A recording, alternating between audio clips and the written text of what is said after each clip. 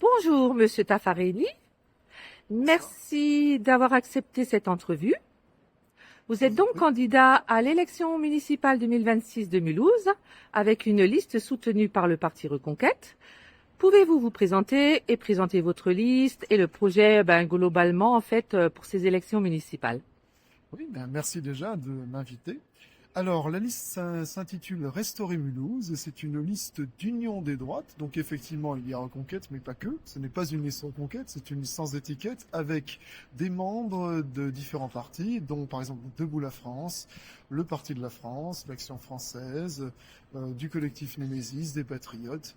Voilà, c'est une union des droites locales. Et notre projet s'articule autour de trois lignes de force principales qui sont la liberté, l'identité et la sécurité. Très bien, merci. Comme vous le savez, chez Solutions démocratiques, nous, on est attentif à la démocratie directe et au référendum, en fait, hein. Donc, j'aimerais savoir si vous avez prévu des dispositifs pour réellement prendre l'avis des citoyens pour qu'ils puissent s'impliquer dans les décisions publiques sous forme de participation, de référendum d'initiative citoyenne ou de conseil de quartier, etc. Est-ce que c'est un sujet de préoccupation pour vous? Alors, je vous dirais, moi, par exemple, la démocratie participative, au sens où on l'entend, quand vous avez, par exemple, des associations, des agences de la participation, ça, j'y crois moyen parce que je crois que c'est beaucoup de blabla. En revanche, il y a une chose que les maires peuvent utiliser, c'est le référendum local. Et donc ça, nous pourrons faire appel au référendum local selon les sujets qui s'y prêtent. Oui. Très bien. Dernière question en fait liée au parrainage, hein. La France, c'est un pays particulier parce que chez nous, les citoyens ne peuvent pas parrainer un candidat aux élections présidentielles. Contrairement à d'autres pays hein, qui pratiquent comme la France le suffrage universel direct, chez nous en fait, ce sont uniquement les élus et notamment les maires qui disposent de ce pouvoir. Et je rappelle qu'il faut quand même 500 parrainages pour y accéder, quoi. Oui. Alors, dans ce contexte, pourriez-vous me dire quel type de candidature vous seriez susceptible de parrainer pour les élections présidentielles 2027 et ou, le cas échéant, quels seraient les critères qui vous guideraient en fait dans votre choix le moment venu?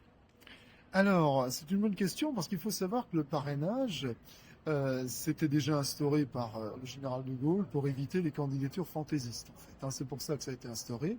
Et en France, 42 000 élus, donc les maires, mais pas seulement, vous avez certains élus locaux, les départements, les régions, les députés, les sénateurs qui peuvent aussi parrainer. Donc ça représente un total de 42 000 personnes.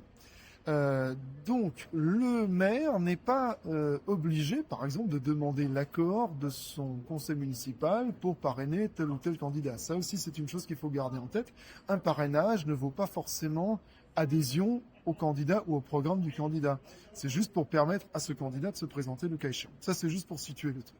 Donc maintenant, après, je vous dirais, moi, euh, un candidat, alors forcément, je suis plus à droite, donc si maintenant, moi, maire de Mulhouse, je parraine plus volontiers Sarah Knafo ou Éric Zemmour, par exemple. Mais rien ne m'empêcherait, le cas échéant, de pouvoir parrainer, si besoin était, par exemple, un candidat qui a du mal à pouvoir se présenter, qui parfois peuvent avoir du mal à réunir des parrainages. Je pourrais aussi l'aider, par exemple, dans ce cas, choisir à ce moment-là de parrainer un candidat qui aurait du mal. Si mes candidats de cœur n'ont pas de difficultés eux-mêmes pour trouver des parrainages. Voilà. Parfait, je vous remercie.